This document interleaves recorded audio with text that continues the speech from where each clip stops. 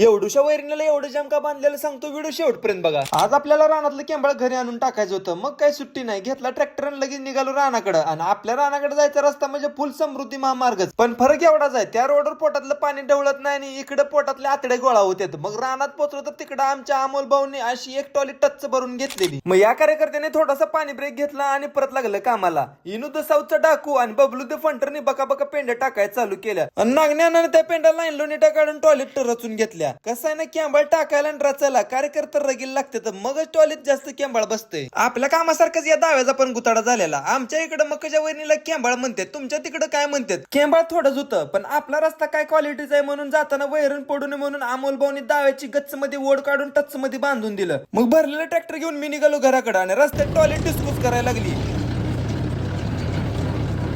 पण एकदा का डांबरी लागली, तुमच्या भावानं ट्रॅक्टरचा सुट्टी नोटवाला गिअर टाकला आणि फुल स्पीड मध्ये 0 मिनिटात घरी येऊन पोहोचलो.